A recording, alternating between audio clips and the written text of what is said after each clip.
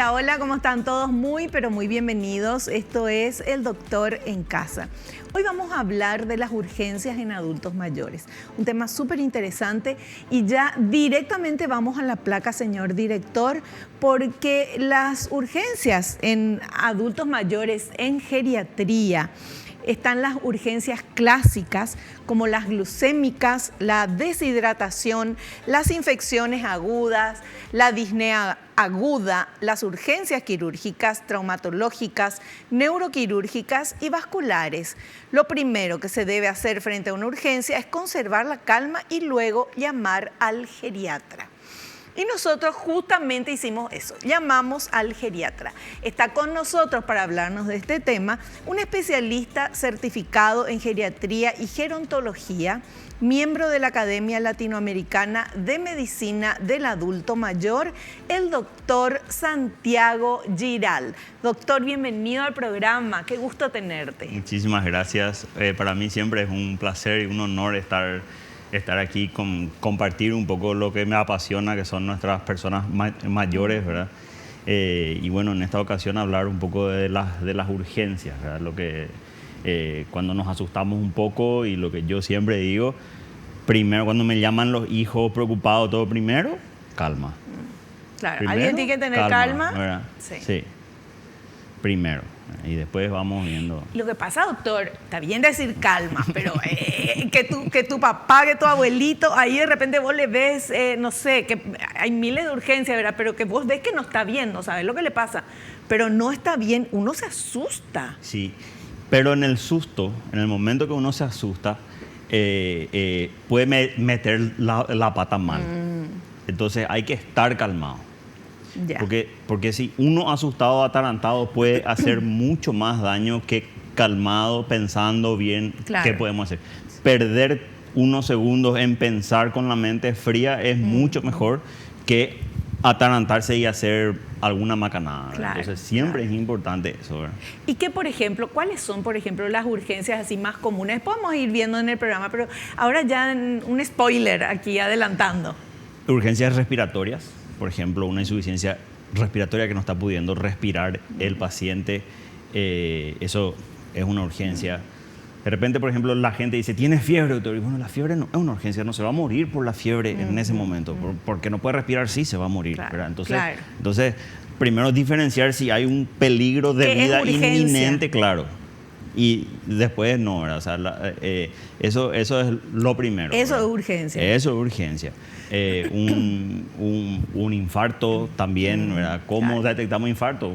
El síntoma clásico, ¿verdad? Que acá seguro que se habló mucho, que es dolor de pecho, dificultad para respirar y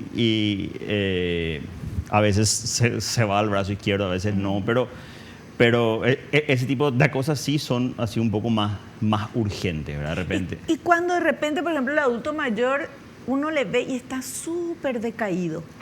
¿Eso es urgencia o qué es lo que hay que hacer? Uno no sabe que ella está así medio zombie, parece. 90% de los casos está deshidratado. 90% de los casos está deshidratado. Aparte, o sea, el por qué se deshidrató, sencillamente porque no está tomando suficiente líquido o porque hay alguna infección o porque de repente puede estar también con algún derrame, puede estar con alguna otra cosa más. Entonces hay que ir investigando un poco más qué es lo que está pasando ahí. Pero la gran mayoría de las veces es porque porque está deshidratado. Y ahí hay que ver de que tolere bien la vía oral, o sea, de que tome bien, de que trague bien, que no es que se esté atragantando y que se está yendo hacia su pulmón, porque eso también es contraproducente, ¿verdad? O sea, claro. Eso hay que entender, no es meterle nomás el agua a como dé lugar tampoco, ¿verdad? Entonces todas esas cosas tenemos que atender, ¿verdad? Perfecto. Bueno, y estas urgencias, como dice su nombre, eso hay que llevarla al médico, ¿verdad? ¿O hay alguna urgencia que uno puede solucionar uno mismo? Hacer algo y que pase. Sí, cuando está, por ejemplo, con alguna dificultad para respirar, a veces no hay mucho tiempo para ir a algún lado. O a veces te llaman para que te vayas a la casa y de repente en la casa no vas a tener los elementos, no vas a tener de repente el oxígeno, no vas a tener de repente algunas cosas que son para socorrer. Entonces, cuando de verdad es una urgencia respiratoria, por ejemplo, no está pudiendo respirar, lo primero que podemos hacer es rápidamente ver que no esté obstruido con algo, ¿verdad? Si está obstruido con algo, sacar. Podemos hacer también la maniobra de Heimlich para desobstruir, que es siempre poner el puño en el vértice de las costillas, en lo que se llama la boca del estómago, y hacer un golpe seco, traer así, para liberar la vía aérea, ¿verdad? Eso rápidamente, eso podemos hacer ahí en el momento. Si tenemos algún broncodilatador, salbutamol o algo así para ayudarle a abrir, pero esas urgencias son acudir, ¿verdad? De repente una caída también puede ser una urgencia, ¿verdad? Una caída. Todas las caídas hay que hacer una radiografía, hay que ver si se fracturó algo. No tiene ningún moretón, me dijeron ayer. Y era una fractura de cadera. Dios mío. No, ¿Y la persona no le dolía? ¿No sabía que...? Le dolía un poco nomás. ¿En serio? Yo pensé que eso dolía muchísimo. Duele. A esta paciente no le dolía mucho. Bueno. Entonces, o sea, por eso no hay siempre y no hay nunca acá. Claro. Cada caso es diferente, pero es bueno saber que tenemos que llamar al médico y tenemos que llevarla al médico. Pero vamos a conocer a la vuelta del corte cuáles son las urgencias más habituales en los adultos mayores. Volvemos ya.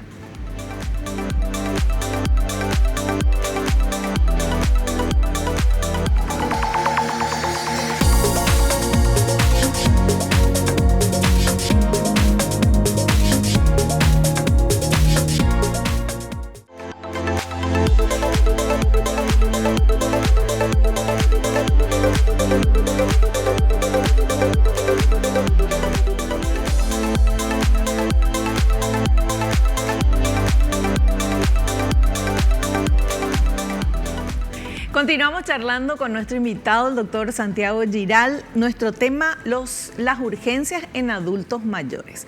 Veamos este primer material, por favor, señor director. Urgencias glucémicas. La descompensación por hiperglucemia puede darse en personas diagnosticadas con diabetes y en quienes ignoran que la tienen. Generalmente se desencadena por el estrés. En la hipoglucemia, los síntomas clásicos pueden estar ausentes, aunque no siempre, y estos son palidez, sudoración fría, mareos, taquicardia. La mayoría de los casos se debe a la medicación.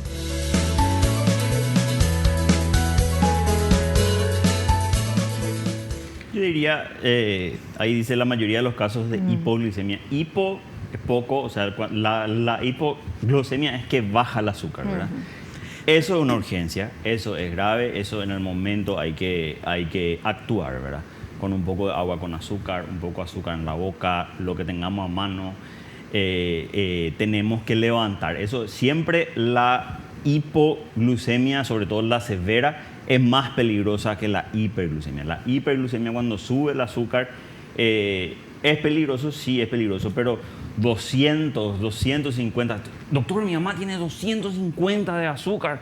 ¿Qué hago? Está bien, calma, no le va a pasar nada. O sea, ¿está bien que tenga? No. Tenemos que corregir. Pero eso no es peligroso. Lo que es peligroso es que tenga 50, que tenga 60. Eso es peligroso. Hay peligro de vida ahí. Las células del cerebro se están muriendo en ese momento. Entonces, mucho más urgente es la hipo, o sea, el que baje. Ahora, si tiene 500, una cosa así, ya entra en un coma, en un estado hiperosmolar, eso también es muy grave, ¿verdad? Pero es muy raro que llegue a 500, es mucho más fácil que llegue a 50 o a 60, que tenga una hipoglucemia. El material hablaba de que es consecuencia de la medicación, sí, pero no solamente por culpa de la medicación, es la medicación más no estar comiendo. Es la medicación más no estar comiendo. De repente cenó a las 7 y desayuna a las 8, ¿verdad? Y a la noche seguro que hizo una hipoglucemia, ¿verdad? Seguro que hizo. Entonces, esas son las cosas que hay que atender. ¿Qué hay que hacer? ¿Hacia qué hora tiene que cenar o cómo tiene que hacer? El diabético, luego nosotros hablamos de 6 comidas en el día. Sí. ¿verdad? Desayuno, media mañana, almuerzo, merienda, cena y una colación nocturna. Eso, antes de Esa dormir colación otra. nocturna es importante a las 10, 11 de la noche. Eso es importante. Y el desayuno no tiene que ser tan tarde, ¿verdad? 7, 7 y media, ahí más o menos ya tiene que ser el desayuno. No tiene que haber tanto tiempo, máximo unas 8. Y lo que no horas y quieren media. desayunar y toman mate, por ejemplo. Con el diabético no hay eso. Pero Con el que no es hay diabético... eso es otra cosa. Ya, Eso es ya, otra ya. cosa. Ya, perfecto. Con el diabético es lo que no se puede. Ya. Y con las personas mayores, el ayuno intermitente no es del todo recomendable. ¿Verdad? De repente una persona mayor, no tan mayor, de 65, 70 años, robusto, con un muy buen estado, podría hacer, pero no, por ejemplo, 16 horas de ayuno y comer 8 horas. Eso no Ya. luego, ¿verdad? Perfecto. Entonces, yéndonos a la urgencia, la hipoglucemia y te da que el paciente está muy decaído. Cuando el diabético está decaído, Es urgencia. hay que controlar el azúcar. Si tiene 150, 120, 100 y pico, no es ese el problema. Vemos otra cosa por qué está decaído. A lo mejor está deshidratado, a lo mejor está con una infección o lo que sea. Pero cuando el azúcar está baja en la sangre, eso es una urgencia y ahí en la casa, en el momento, hay que solucionar. Le ponemos azúcar en la boca, si puede tragarle agua con azúcar, le damos azúcar y le hacemos de que suba, ¿verdad? Eso sí es una urgencia. Cuando el azúcar está muy alta, repito, 200, 250 no me asusta a mí. No es para tener siempre, pero no es un peligro de vida un 200 o un 250. En cambio, un 50 sí es un peligro de vida. Perfecto. Cuando está muy alta, 300, 300 y pico, entonces ahí sí se corrige con las insulinas rápidas, que bueno, Sí. no voy a entrar en eso porque Claro, es otro, todo un pero- programa sería que sería bueno Sí. hablarlo Sí. en otro programa. Bueno, veamos ahora este otro material que habla de lo que ya el doctor nos dijo, deshidratación. A ver. Deshidratación. Hay que sospechar de deshidratación si hay alteración del estado de conciencia, somnolencia, disminución de la cantidad de orina, mareos, malestar, alteraciones del comportamiento. Se debe controlar a quienes tengan fiebre, trastornos digestivos, dietas sin sal, tratamientos con diuréticos, encamados, sobre todo en periodos de calor intenso. La deshidratación aumenta el riesgo de caídas y fracturas, isquemia o trombosis, ACV, formación de escaras y trastornos neuropsiquiátricos.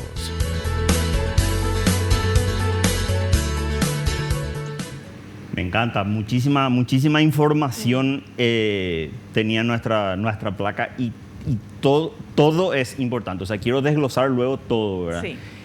Pero la deshidratación sí es algo que tenemos que corregir en el momento y tenemos que sospechar. Cuando el paciente está decaído, cuando de repente un señor súper lúcido te dice, ¿y vos quién sos? Ay, ay, ¿Y ay. vos quién sos? Yo soy tu hijo, yo soy tu Sí. señora, o estoy, o te dice, llévame a mi casa, llévame ya a mi casa. Alguien que normalmente es súper lúcido, ¿verdad? O sea, se desorienta. O te dice, vamos a almorzar y almorzó hace media hora, ¿verdad? O sea, cosas que normalmente no hace. Ya la persona con demencia es diferente, Sí. ¿verdad? Pero una persona que normalmente, o sea, lo primero que tenemos que sospechar es que está deshidratado. En el 95-98% de los casos que una persona mayor dice tengo sed, se deshidrata. Así, directo. Ya está deshidratado. Ya cuando está se- deshidratado. Si te dice tengo sed, porque normalmente la persona mayor no tiene sed, el centro de la sed está muy disminuido en ella. Entonces ellos no sienten sed. Por eso nosotros tenemos que llegar antes de la deshidratación. Nosotros, los familiares, los que estamos cerca, tenemos que insistirle con su agua, tenemos que insistirle con su jugo, ¿verdad? Es muy importante. Hablaba también de las dietas sin sodio, sin nada de sal. Una persona de 80 años, 85 años, que es hipertenso y el cardiólogo le dice nada de sal, ¿verdad? Y al pie de la letra cumple y no, compra luego queso sin sal, no le pone sal a la comida, se hace la comida sin sal. Eso está súper bien para una persona de 40 años, pero no para una persona de 80, 85 años, porque se van a quedar con el sodio bajo en la sangre, con hiponatremia. Y eso también desorienta y eso crea otra vez otro problema. Entonces no tiene que ser completamente sin sal. Eso también ayuda con la deshidratación y así nos vamos complicando, ¿verdad? Entonces, cuando el paciente está deshidratado, categóricamente tenemos que hidratarle, tenemos que darle líquido. Siempre la mejor opción para rehidratar a un paciente, a una persona cualquiera, es la vía oral. Siempre el líquido por boca es lo mejor, excepto cuando el paciente está muy dormido, no tenemos que estar forzando porque le podemos estar enviando el líquido al pulmón, eso, mucho cuidado con eso. Entonces tiene que estar bien despierto, con la cabeza un poquitito hacia adelante, ir tragando, ¿verdad? Si no reacciona, entonces es suero. Entonces es suero, claro, por vena. Cuando reacciona le sacamos el suero y le damos por la boca. Eso tenemos que tener mucho cuidado. Pero para no llegar a la urgencia de que el paciente se deshidrató, tenemos que mantenerle hidratado. Y doctor, mi mamá no quiere luego tomar agua, mi papá no quiere, luego mi abuelo no, y no toma y nosotros le ponemos, no, es culpa, ellos no sienten sed, es culpa nuestra que ellos no tomen el líquido. Claro. Nosotros tenemos que estar dándole y dándole y dándole. O sea, es así. Sí. Eso. Es importante eso que decís. Y después también de cómo medir qué cantidad toman. Sí, claro. ¿Verdad? De tener una botella y sabés que esa botella tiene 1 litro y entonces 2 veces, 2 litros por lo menos tiene que tomar, ¿verdad? O algo así. El 95% de las personas mayores tienen que tomar por lo menos 2 litros de líquido en el día, por lo menos.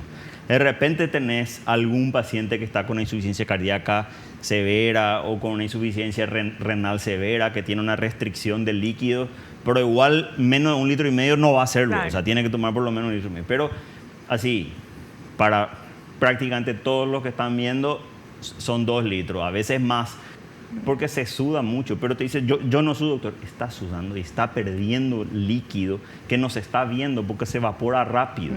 Entonces, porque esa es una manera de mantener la temperatura corporal perdiendo el líquido, ¿verdad? Entonces es importante tomar y tomar y tomar, entonces para no llegar a la deshidratación, ¿verdad? Perfecto. Bueno, nosotros hacemos un cortecito ahora. A la vuelta vamos a continuar. Tenemos todavía infecciones agudas, disnea aguda, urgencia quirúrgica, mucho más que tenemos que aprender para poder cuidar muy bien de nuestros adultos mayores. Volvemos ya.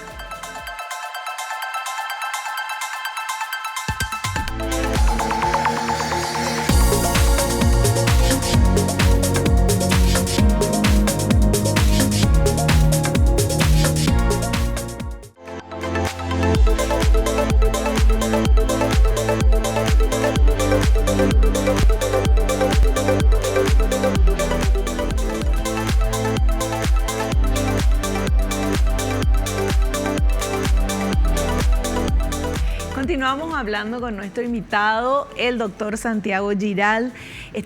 Él nos está contando y estamos aprendiendo sobre primero, cuáles son las urgencias en adultos mayores. ¿Qué es urgencia y qué no es urgencia? Que ya nos explicó también. Y qué hacer en cada caso. Ir conociendo un poquito más de todo esto nos va a ayudar a poder cuidar mejor aún y tomar la mejor decisión en un momento que estamos con nuestro adulto mayor y se está sintiendo mal y algo le pasa. ¿Qué hacemos? Eso es lo que queremos aprender en el programa de hoy. Doctor, ¿le parece si vemos otro material? Sí. Bueno, el siguiente material, por favor. Infecciones agudas. La fiebre nos orienta, pero hay casos donde hay infecciones sin fiebre. Muchas veces, lo que nos alerta es alguna alteración súbita en el estado de ánimo o de conciencia, el decaimiento, la pérdida del apetito, las caídas. Las infecciones más frecuentes son las respiratorias, las urinarias, de la piel y abdominales.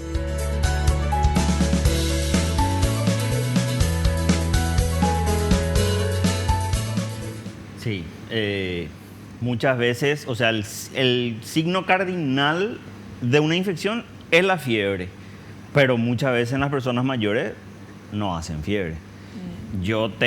Tuve muchos pacientes que están con una feroz neumonía, nunca tosió, nunca tuvo fiebre, nunca tuvo dificultad para respirar y le llevaron a la urgencia o me llamaron porque me dice, doctor, mi papá no me reconoce.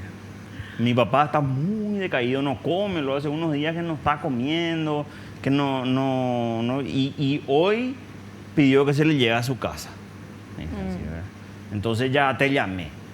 Yo me tenía que llamar ya hace rato cuando no estaba queriendo comer. Decaído, sí. Pero bueno, no importa, ¿verdad? Ya me llamaste. Le hacemos una radiografía, feroz neumonía. No tuvo ningún síntoma clásico de neumonía y eso pasa mucho con las personas mayores. Entonces nosotros tenemos que estar atentos. Es más, de repente se va a una urgencia y en la urgencia, porque está así, dice, no, vamos a hacer una tomografía, te hizo un derrame. Porque el que está en la urgencia es un emergentólogo, es un clínico, ¿verdad? Sin desmerecer a ellos, pero no se entrenaron en esto, ¿verdad? Sí. Hay algunos que sí son ya muy, muy buenos y ya van a ir pensando en una infección. Pero lo que tenemos que ver primero es hacer el diagnóstico de la infección. El 80-90% de los casos de infecciones agudas es respiratoria urinaria, o es una neumonía o una infección urinaria. Y si es mujer, más todavía pensar en infección urinaria. Es muy, muy, muy común. Y la infección de vías urinarias tiene una afectación sistémica, o sea, afecta a todo el organismo con decaimiento, con que no quieren más tomar, se deshidratan muy fácil, eso complica más aún, ¿verdad? Entonces, hay infecciones que se pueden tratar en la casa, ¿verdad? Que se hace el diagnóstico, si el paciente está tomando suficiente líquido, de repente podemos darle un antibiótico vía oral. Algunas infecciones podemos tratar en la casa. Hay otras que no, hay otras que tenemos que internar y que tenemos que hacer el antibiótico ya endovenoso, etcétera. Doctor, ¿por qué es tan frecuente el tema de las infecciones en los adultos mayores? Tenemos algo que nosotros los geriatras conocemos como inmunosenescencia. El sistema inmunológico se va quedando, nuestro sistema de defensa se va quedando, va funcionando menos con el correr de los años. Y más aún en pacientes que están quietos, en pacientes que no hacen nada, en pacientes que están sentados, no toman mucho líquido, no hacen ejercicio. En esos pacientes su sistema inmunológico está disminuido. Entonces, es muy fácil de que se infecten. Y la infección urinaria en las mujeres, la uretra del conducto por donde sale la orina de la vejiga hacia afuera, es muy cortita.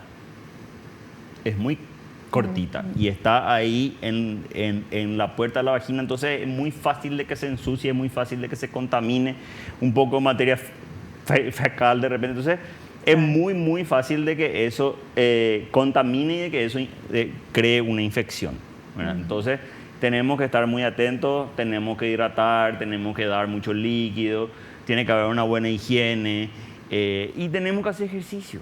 Tenemos que hacer ejercicio. El ejercicio es muy, muy, muy importante. ¿Y el ejercicio en una persona mayor es caminar, no sé, de repente unas pesitas, ¿verdad? Tiene que hacer ejercicio? Todas las personas mayores pueden hacer ejercicio. Grábense eso. Todas las personas mayores pueden hacer ejercicio. Ahora, no todas las personas mayores pueden hacer todos los tipos de ejercicio. Claro. Eso sí, vemos un ejercicio para cada persona. Una persona mayor que tiene problemas de equilibrio, por ejemplo, no le vas a mandar que camine. No le voy a mandar que camine, mucho menos subir a una caminadora. Mucho menos todavía. Claro, pero ¿qué puede hacer? ¿Sentado hacer algo? Yo les hago pedalear, por ejemplo. Hay una pedalera, un pedal, se compra un pedal, se pone enfrente a la silla y pedalea.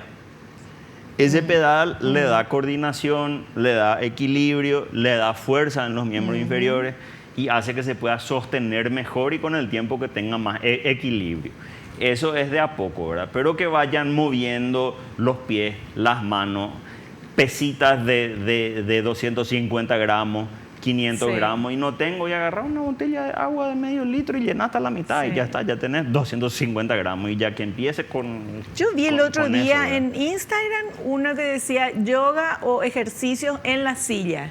Entonces, una señora que mostraba sentado y hace con las piernitas y hace que para todas las personas, ¿verdad? Sí, claro. Pero es genial, o sea... Pilates. Pilates, eso, es Pilates en la Pilates. Sí. Muy bien, veamos ahora el otro material que tenemos. A ver. Disnea aguda, falta de aire repentina. Debemos estar atentos a si respiran más veces por minuto, si están agitados, si se deben sentar para poder respirar y si hay chillido de pecho. En los pacientes de edad muy avanzada, la dificultad para respirar es el signo más frecuente de infarto agudo de miocardio.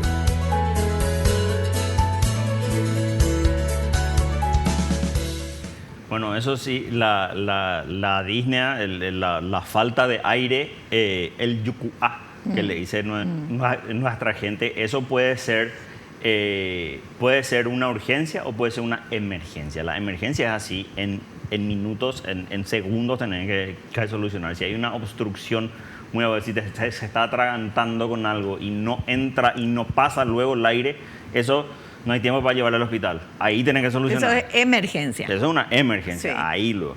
Ahora, si está aumentando su frecuencia, está teniendo sensación de falta de aire y todo, ahí de repente tenés un poco más de tiempo para saber por qué le está pasando eso. Y es una emergencia.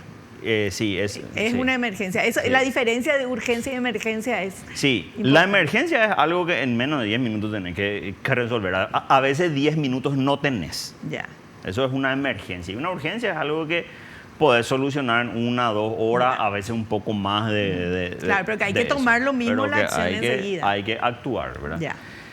Y siempre hay que encontrar el por qué no puede respirar, el por qué le está dificultando. De repente, si es un asmático, capaz que esté con los pulmones cerrados, con los bronquios que le están cerrando, entonces con sus broncos dilatadores, si no le están funcionando, eso ya es ir a la urgencia, porque ahí a lo mejor hay que inyectarle algo para ayudar a abrir los pulmones. Lo que nosotros tenemos que hacer primero siempre es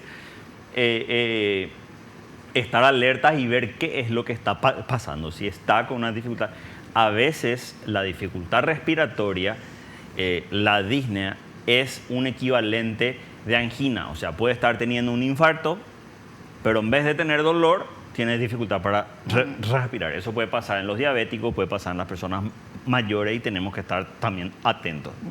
Entonces, en la gran mayoría de los casos, la dificultad respiratoria es para ir a consultar. Ahora, si está atragantado con algo, no le vas a subir al auto y llevar, claro, o pedir un Uber o llevarle el micro a consultar, se murió ya. Claro, claro. O sea, eso tenés que desobstruir con la maniobra de Heimlich, por ejemplo. O sea, siempre hay que ver eso, ¿verdad? Pero la dificultad respiratoria es algo que hay que encontrar la causa, hay que consultar, hay que llevarle, ¿verdad? Perfecto. Bueno, y veamos el siguiente material. Urgencias quirúrgicas. El dolor abdominal puede deberse a retención aguda de orina, gases, estreñimiento, problemas de la vesícula biliar, diverticulitis, entre otros. Se debe consultar con el médico para saber si constituye una urgencia quirúrgica o no.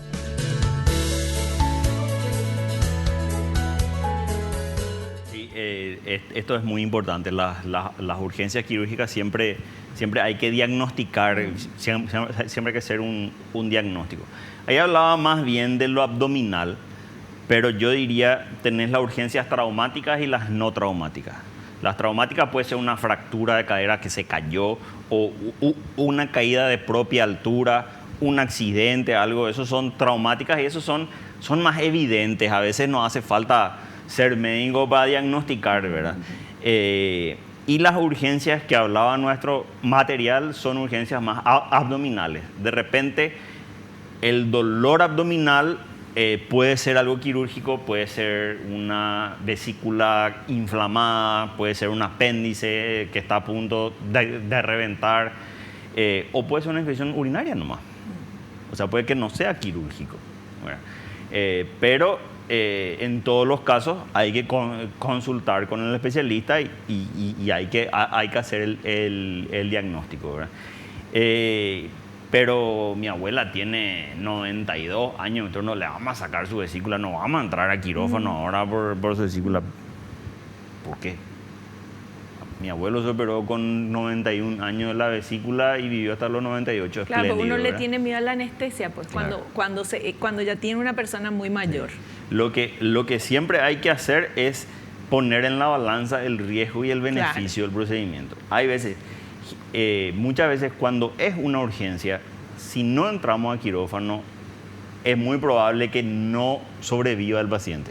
Entonces Entonces claro, ahí vos no tenés mucho que pensar, claro, le metés a quirófano. Claro.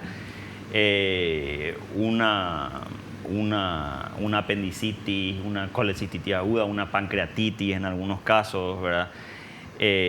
Alguna oclusión intestinal, que el intestino se cierra por X cosa, que pues, por X Sí. cosa, y hay que desobstruir eso. Esos son urgencias que hay que operar. Una fractura de cadera, no importa la edad que tenga, de 100 fracturas de cadera se tienen que operar 98. Pero mi mamá, mi abuela tiene 95 años, entonces le vamos a operar su cadera igual. Le vamos a operar. Le vamos a compensar y le vamos a operar. Lo ideal es que dentro de las 48 horas ese paciente esté operado ya. En casi todos los casos. Y ese es un concepto que cuesta ir metiendo Sí. acá en nuestro país, pero es un concepto que cada vez tiene más respaldo a nivel mundial. Hay unidades de ortogeriatría en los países que se están manejando este tipo de cosas, ¿verdad? Perfecto. Bueno, hacemos un cortecito y volvemos ya.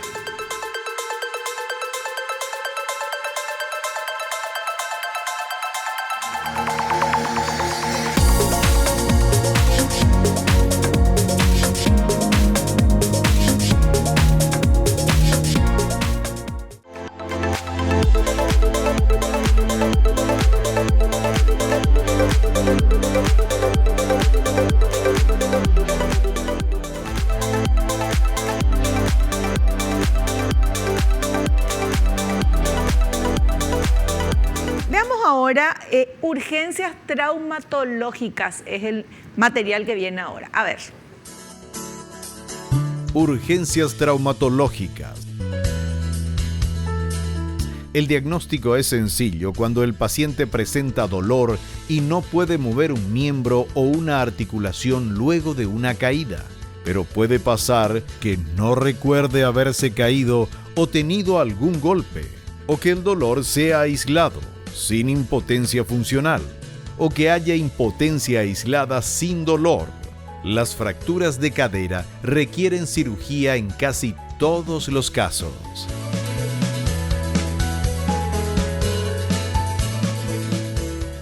Bueno, es muy importante diagnosticar y ver muchas veces, como decía el material, no hay así un dolor importante porque está ya disminuido el paciente, o porque no nos habla, o porque no nos cuenta, o de repente no quiere contar que se cayó, porque a su hijo le va a retar porque estaba solo, Sí. o porque esto, Sí. ¿verdad? Y esconde nomás.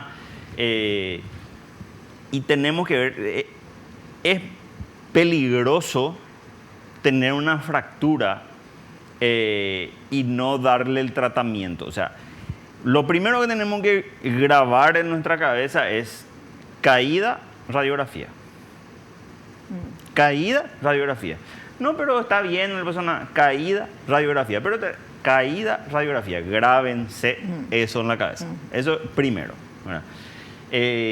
La radiografía ve que no hay nada, ya está, fantástico. Descartamos, nos vamos. Pero si hay una fractura que no está siendo tratada, esa fractura primero lo causa dolor. En la gran mayoría de los casos causa impotencia funcional. Escucharon en el material que dice impotencia funcional. Impotencia funcional significa que no puede mover. Por ejemplo, la función del codo es flexionar y extender el brazo. Y si me fracturo el codo, no voy a poder hacer el movimiento de flexión. A lo mejor la fractura no es tan grave, igual puedo mover un poco el codo. Entonces voy a decir, no, ya no me fracturé. No. Radiografía primero, siempre, ¿verdad? De repente la impotencia funcional puede no ser tal que parece que no me fracturé, me duele nomás, pero a lo mejor por el golpe hay que descartar. Caída, radiografía. Sí, directo. Y cuando hay una fractura de cadera, por ejemplo, no tratada, esa fractura provoca coágulos, provoca trombos. Esos coágulos, esos trombos se pueden ir hacia el miembro inferior, por ejemplo, y te puede dar un tromboembolismo venoso. No es tan grave, puede ser muy grave, o si no, eso se puede hacia el pulmón, dar un tromboembolismo pulmonar. Eso puede matar en el momento, o puede ser muy grave, o puede ir ese coágulo al cerebro y dar un derrame. ¿Y dónde tuvo el origen del derrame? En su fractura de cadera tuvo el origen del derrame. Entonces, no tenemos que minimizar a las fracturas. Siempre hay que atender, sí. Claro. Las caídas, las fracturas. De repente, una persona mayor puede tener una fractura patológica. ¿Qué es una fractura patológica? Una fractura sin caída. ¿Cómo es eso? ¿Por osteoporosis o por qué? Por osteoporosis. Por osteoporosis. Puede haber, por ejemplo, una fractura de columna sin caída y de repente tiene cada vez más dolor. O sea, nunca se cayó, nunca nada y se le rompió. Se rompió. O una fractura de cadera. Y con unos colegas hablamos de el huevo, la gallina con la fractura de cadera. Hay un tipo de fractura que nosotros pensamos que se fractura y por eso se cae. No que se cayó y por eso se fracturó.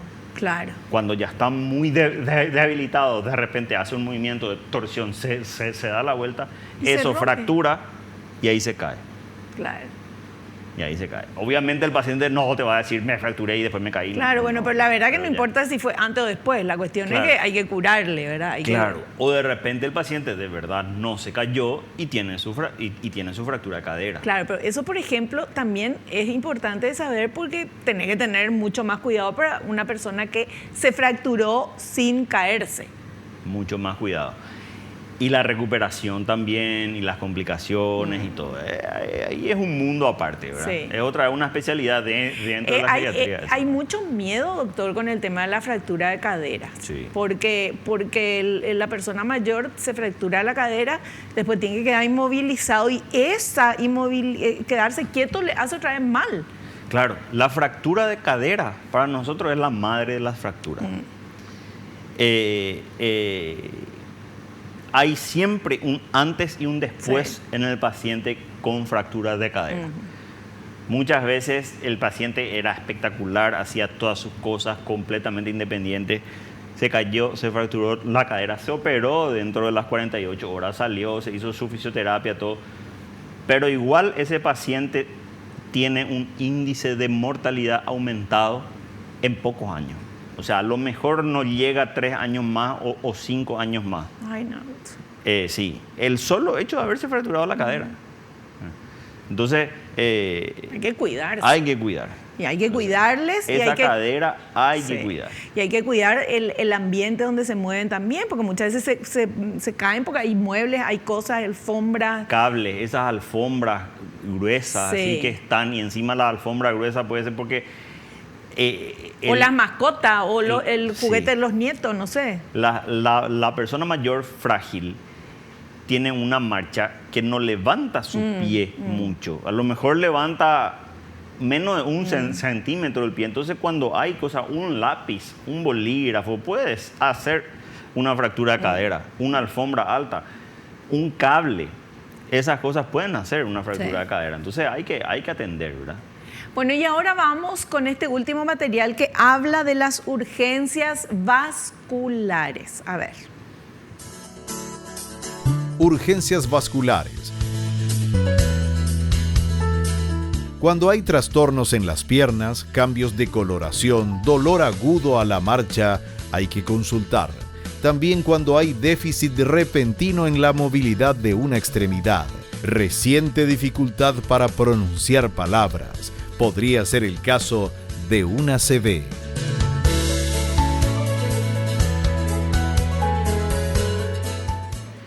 Bueno, y ahí en urgencias vasculares se abre un abanico enorme, ¿verdad? Y yo me iría primero por lo más grave, que era la última parte del material, que es lo cerebral, ¿verdad? El accidente cerebrovascular, ACV, derrame, ¿verdad? Y eso puede ser por falta de sangre, el isquémico o hemorrágico porque sangró, ¿verdad? Los síntomas clásicos del derrame, del ACV, es que tiene menos fuerza, más de un lado que del otro, no puede hablar bien, está desorientado. Todo ese tipo de cosas tenemos que atender y lo ideal es consultar lo antes posible, ¿verdad? Dentro de las 4 horas y media a 6 horas, 4 horas y media idealmente, hay cosas que se pueden hacer, se puede procurar reabrir esa arteria que se ocluyó y la recuperación es prácticamente total. Cuando pasa ese tiempo, las células del cerebro que murieron ya murieron y ya cuesta mucho más recuperar, ¿verdad? Entonces, siempre tenemos que, cuando hay este tipo de cosas, que no mueve, por ejemplo, de repente no mueve el brazo, o habla y su labio se le fue más así, se le queda así, está medio hablando así, y como que le cuesta entender, eso es una urgencia, eso es para ir, para hacer una tomografía, para ver qué le está pasando, ¿verdad? No es mañana voy a llevarle, o pues ya es tarde, o ahora son las 8 de la noche, las 9 de la noche, mañana nomás tranquilo, no, ahí en el momento, y eso hay que ir, avisarle al médico tratante, pero ir, a urgencia. No es por teléfono que se va a solucionar, no es darle una aspirina nomás y ya está, no, ¿verdad? Entonces, digamos que esas son las urgencias vasculares más importantes. Un infarto también puede ser una urgencia vascular, ¿verdad? Que ya hablamos un poco de los infartos. Y después estaba también lo que son en miembro inferior, que puede ser un tromboembolismo venoso profundo, por ejemplo, pero eso produce dolor, ¿verdad? Esas varices así que se ven así de repente no va a ser, sino que más por interno. Dentro un coágulo ahí en la pierna y eso produce dolor, ¿verdad?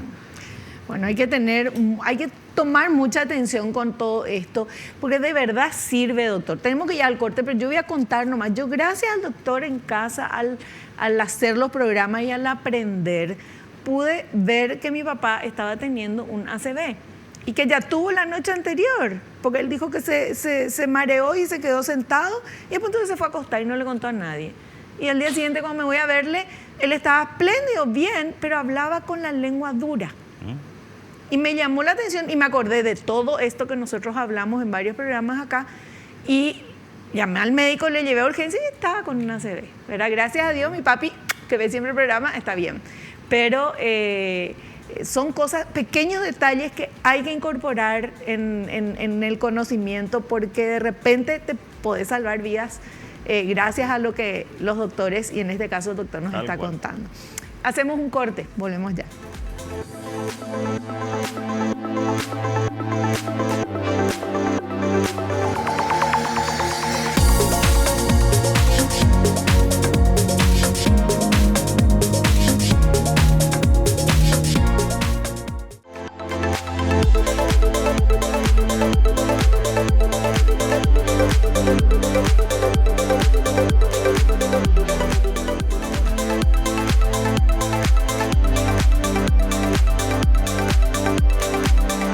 Bueno, y ahora la parte que ustedes hacen las consultas a nuestro invitado.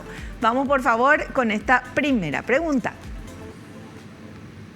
¿Qué se puede hacer si el adulto mayor no quiere beber agua? Eso es...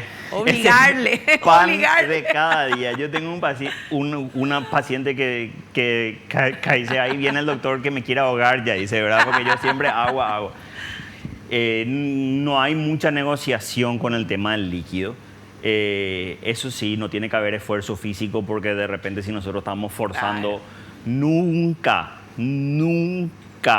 tenemos que meterle agua con jeringa porque eso se va a ir hacia su pulmón y se va a complicar con otra cosa. Tenemos que buscarle la vuelta, tenemos que insistirle. De repente si no quiere agua, le vemos agua saborizada, algún jugo.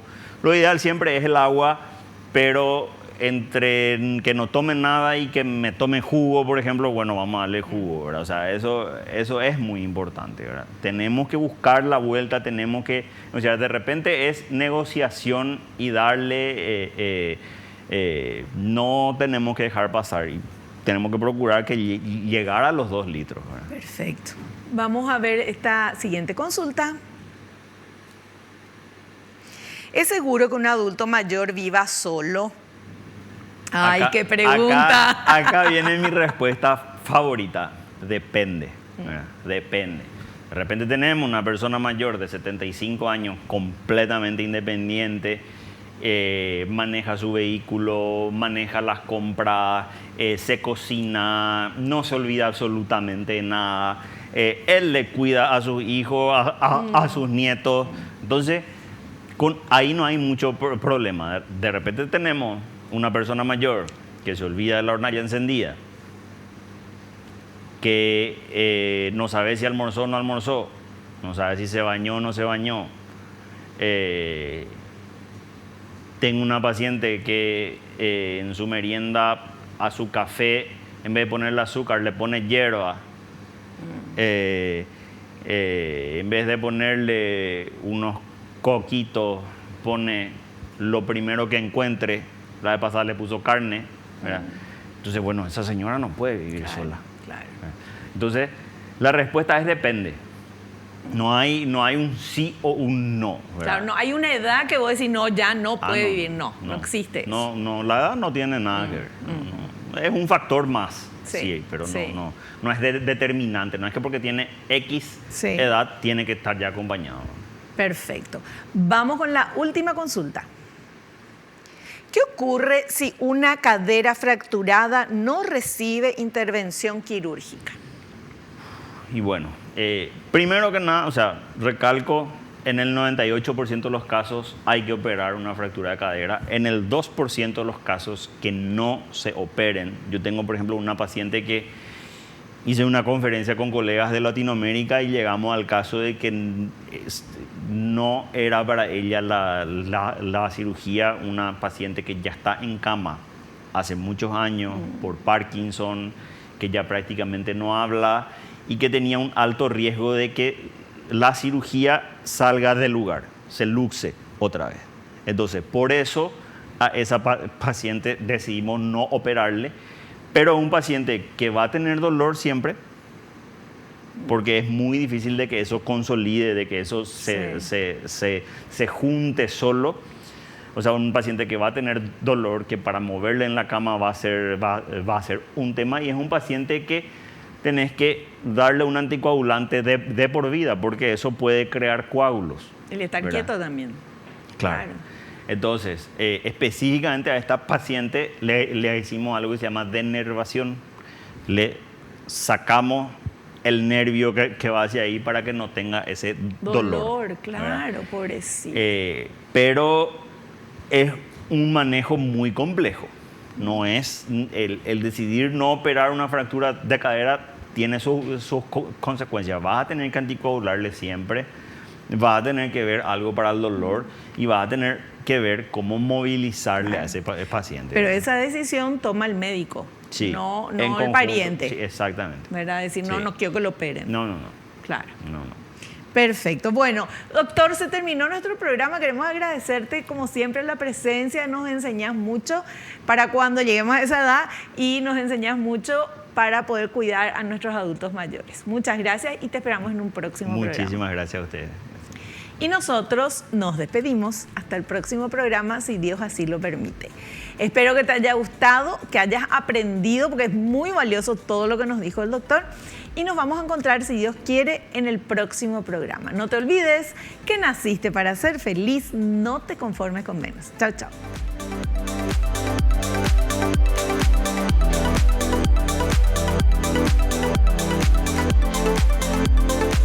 La revista El Doctor en Casa presentó su programa El Doctor en Casa TV. Fue una realización de Alicante.